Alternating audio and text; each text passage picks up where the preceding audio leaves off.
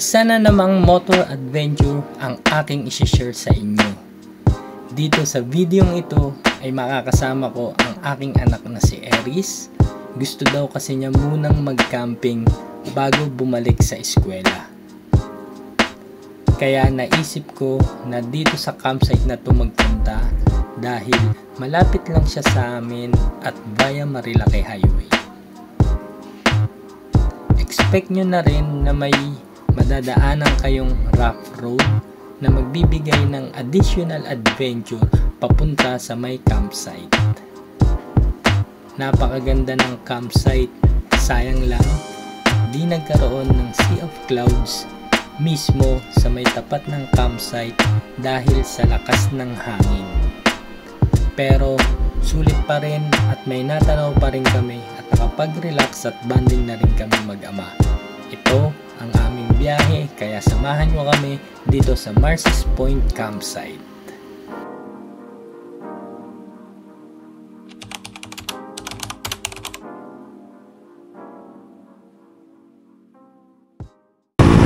Good morning mga kapatid!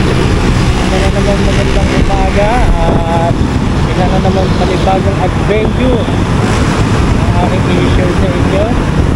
Magka-camping ulit tayo kasama ang aking anak na si Eris. Dito lang tayo, somewhere in Tanay.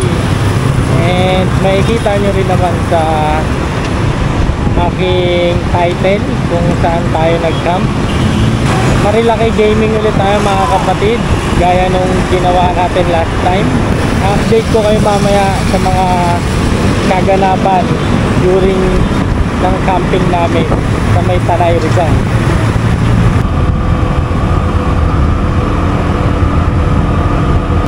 Kain muna tayo mga kapatid at di pa tayo nagbe-breakfast.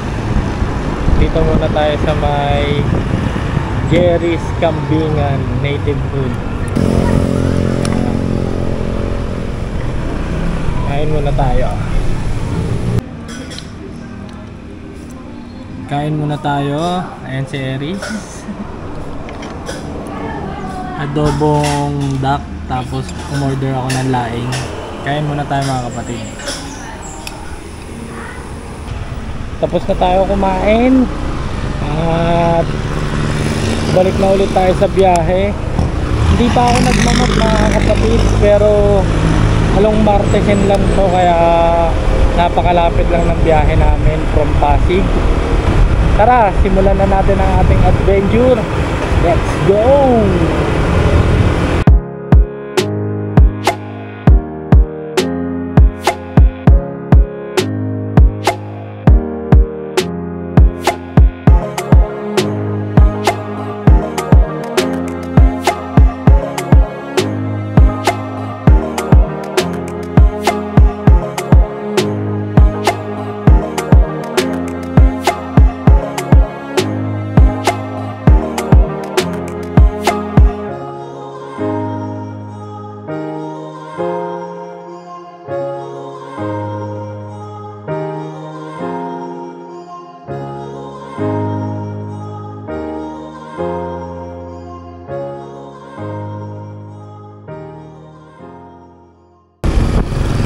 Ayan yung Martesem.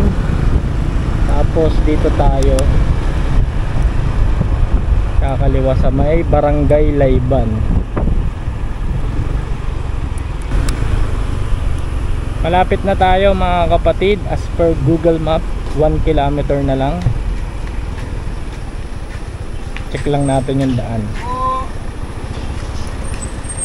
Tapos ito na yung rough road, pero kaya naman, hindi naman ganun kabato.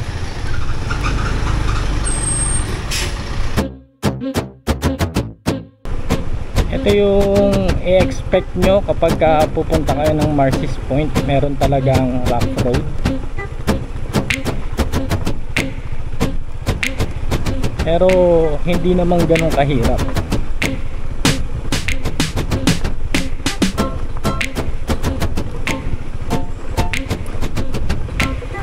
Feeling ko nga mga kapatid, kaya to ng sedan kasi hindi naman ganun ka hindi naman ganun kalalim yung mga pagitan ng mga lupa, saka hindi siya totally bato na malalaki. Pero kailangan ingat pa rin sa pagdadrive.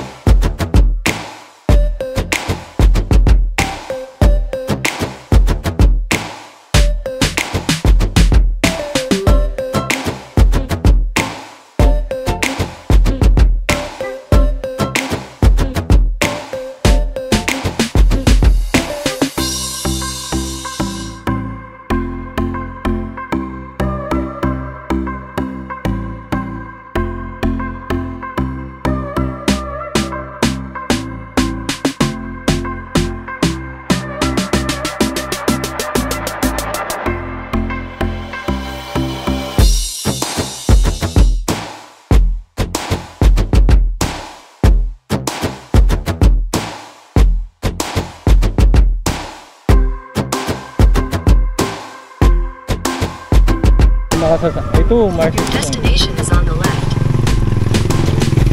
Ito na mga kapatid, ang Marcy's Point campsite.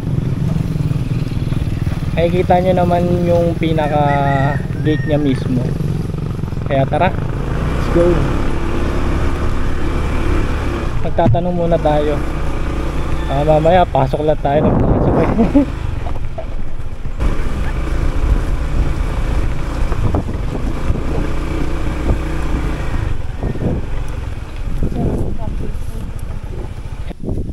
Dito na tayo mga kapatid, pero maghahanap muna ako. Hanapin ko lang muna yung caretaker nila para masabihan na nandito na tayo. Nakausap ko na rin yung pinakamay-ari nung Marcy's Point, which is wala po siya rito. Bali may caretaker, pero ang sabi may pinuntahan lang daw yata. Tapos pinatuloy na kami rito sa loob ng campsite area nila. Tapos maghanap na lang daw kami kung saan pwedeng mag pitch ng tent. Kami na raw bahala. All in all, napakabait nung may-ari, by the way mga kapatid. Very accommodating. Tapos tumawag pa sa akin para lang sa mga additional info. Napakaganda rito mga kapatid, as in raw. Tapos meron sila rito na isang kubo na free lang. Kumbaga kung gusto nyo tumambay, pwede rito. At the same time mga kapatid, yung ambience. Tapos ayan yung makikita mo. Ay, ang sarap huminga. Sa ngayon mga kapatid, dalawa pa lang kami. I mean, isa pa lang kami, dalawa kami ng anak ko. Pero ang sabi nung owner kanina, meron pa raw isang mag-asawa na nakabook. Bali dalawa lang ang nakabook ngayon. So ang ibig sabihin, chill kami rito. Hanap lang muna ako ng pwede namin pwestuhan na tent, tapos balitaan ko kayo. Alright, dito sana kami pipwesto, kaya lang ayaw ng anak ko. Saka ano kasi siya pababa na bangin. Baka mamaya lumakas yung hangin, mahirapan pa kami. Dito na lang kami banda sa may unahan. Tignan nyo naman dito, solid oh. Ayan yung motor natin, si Baby ADB na napalaban na naman at full pack. Dito na lang kami magsiset-up ng tent. Tapos pag gusto namin tumambay banda dun sa dulo para mag chill lang, puntahan na lang namin doon. Set up lang muna ako ng tent mga kapatid.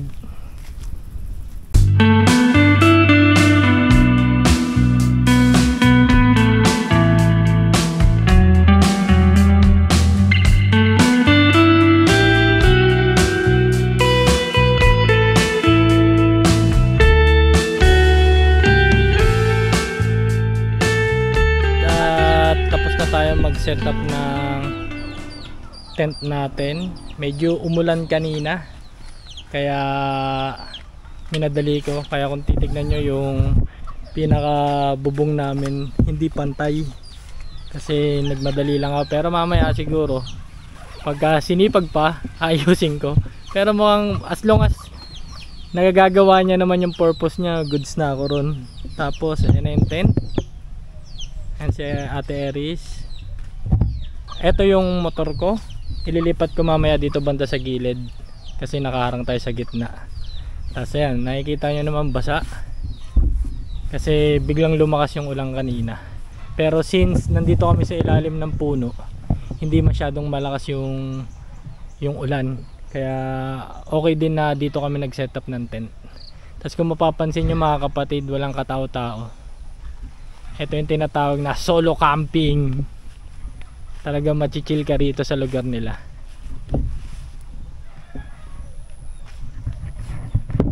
Habang naghihintay tayo, i-marinate na natin yung dinner natin mamaya. Ito yung chicken. Since dalawa lang kami ng anak ko ang magkasama, konti lang yung mga binitbit namin pagkain. Ang dinner namin mamaya mga kapatid, tortang talong, tapos etong chicken. I-marinate ko lang muna, frozen pa kasi. Kaya pampatay lang ng oras kasi asin tapos na kami, tapos chill lang. Kaya habang naghihintay, gawin na natin yung mga dapat natin gawin. Ito yung mga gusto ko sa campsite, yung tahimik, tapos huni ng ibon, fresh yung hangin, maraming puno, at the same time yung nature talaga, makikita mo talaga yung ganda ng kapaligiran. Kaya ayos na ayos dito. Medyo nawala na yung ambon, pero yung hangin malamig pa rin talaga. Kaya pakulo muna tayo ng tubig, tapos magkakape tayo. Tara, kape muna, pampainit kasi as in malamig talaga dito. Pero nakasando ko kasi ninanamnam ko yung lamig. Iba kasi yung hampas ng hangin dito, fresh air siya, tapos ang lamig ng pakiramdam. Etong campsite pala na to, yung Marcy's Point. Kapag pupunta kayo rito, kailangan may sarili kayong, alam mo yun, yung basurahan, kasi after nyo mag-camp, hindi kayo pwede mag-iwan ng basura rito, which is good kasi naalagaan na maayos at hindi nadudumihan. Nakakatulong din siya na maging responsable yung mga campers na pumupunta rito. Sarap, chill lang talaga, anak.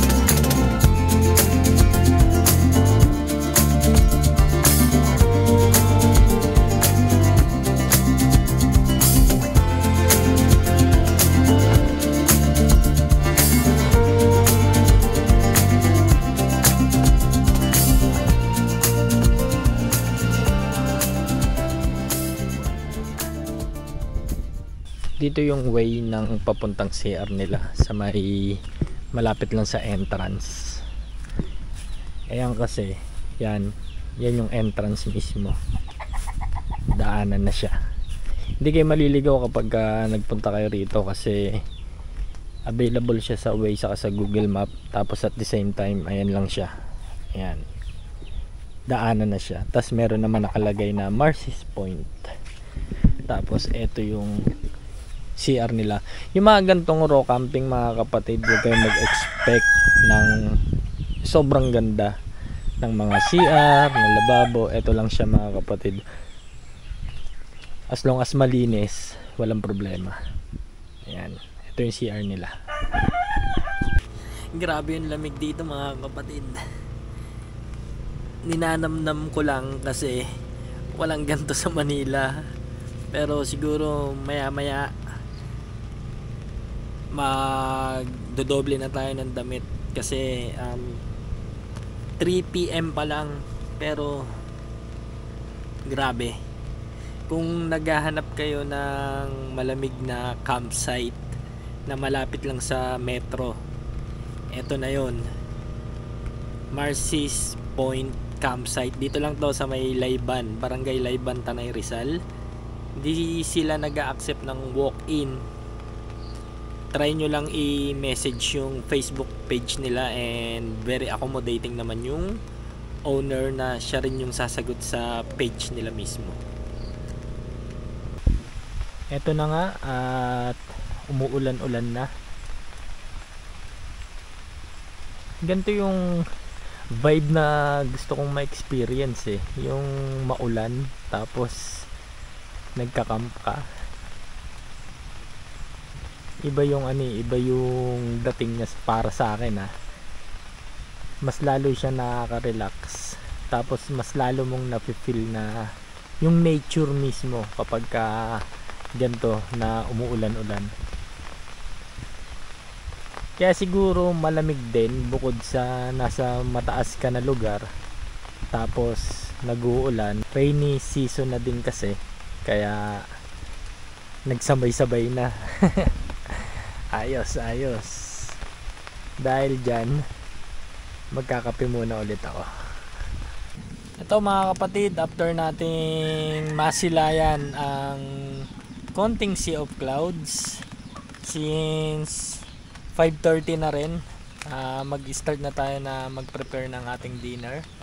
So bali ngayon, magsasaing muna ako, tapos ang ulam namin ni Aries ay chicken barbecue saka tortang talong.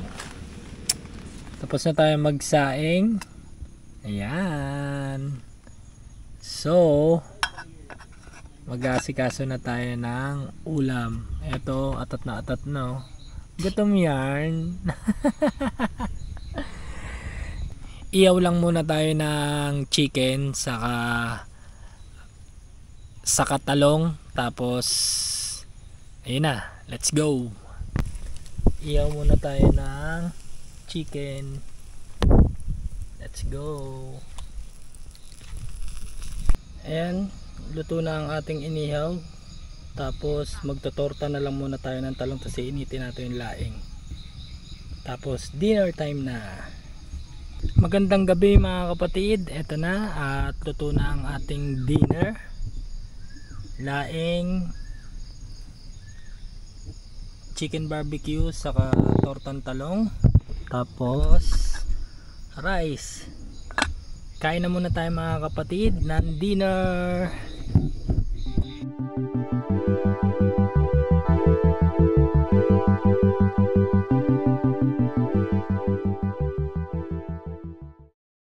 Tapos na tayo kumain mga kapatid, tapos nakapagligpit na rin tayo ng mga kinainan.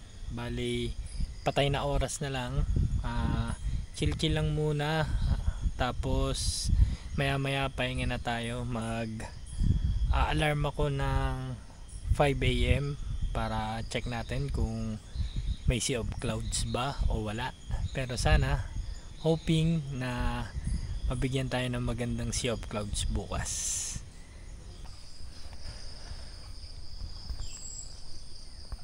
Good morning mga kapatid.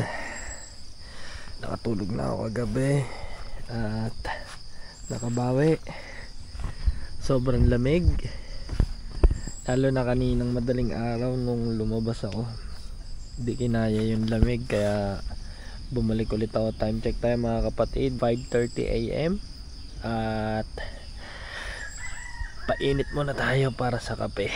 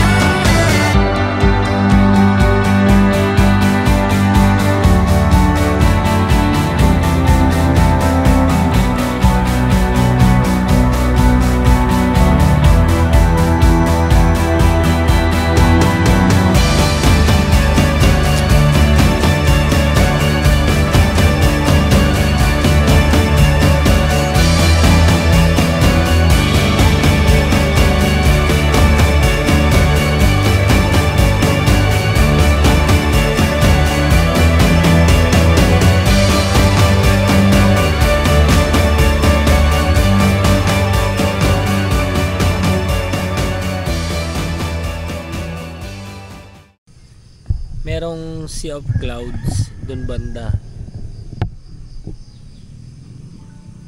pero dito sa may tapat namin wala, kasi sobrang lakas ng hangin kaninang madaling araw hanggang kaninang pagising namin. Pero kung hindi sana mahangin, for sure meron yan, kasi dun sa may kabila meron Pabugso-bugso na lang yung hangin ngayon, pero kapag humangin talagang malakas. Kaya siguro sobrang lamig din dahil sa hangin. Tapos may ambon-ambon kaninang madaling araw Hindi ko kinaya yung lamig sa labas. Eto mga kapatid, ito yung simple breakfast namin ni Ate Eris dito sa campsite namin at Marcy's Point. Kaya tara mga kapatid, chibuga na muna tayo. Let's go!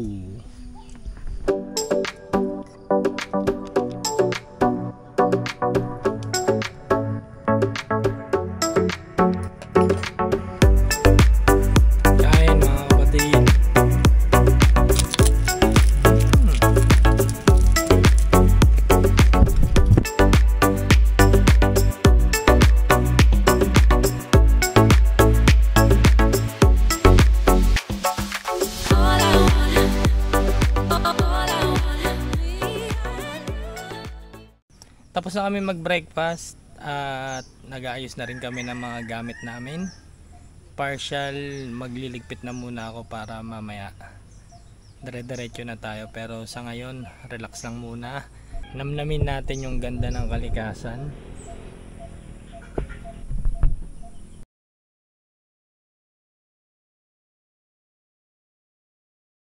Ito mga kapatid, at nakapagligpit na tayo ng ating pinapampingan.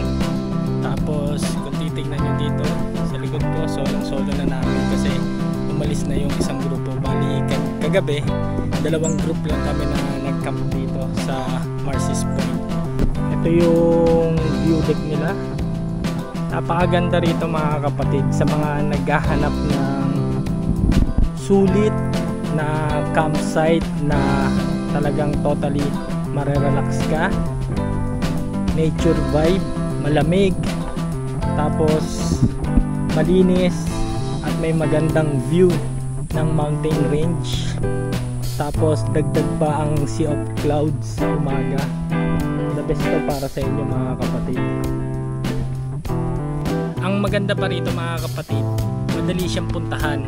I-type nyo lang or i-search nyo ang Marcis Point dito sa may Barangay Layban, Tanay. Makikita nyo na agad siya sa Google Map or sa Waze. Then sa daan may konting rough road pero kayang-kaya naman ng motor, kayang-kaya rin ng sedan, kaya napakadali lang. At dito sa may Barangay Layban, marami kang madadaan ng iba't ibang campsite na pwede nyo rin pagcampingan sa mga susunod na punta nyo. All in all mga kapatid, recommendable tong Marcis Point campsite. Sobrang na-relax ako sa adventure na to kasama ang aking anak at binigyan ako ng peaceful na camping. Kaya muli mga kapatid, from Lakwachero, #Project Laboy, happy travel and peace yo.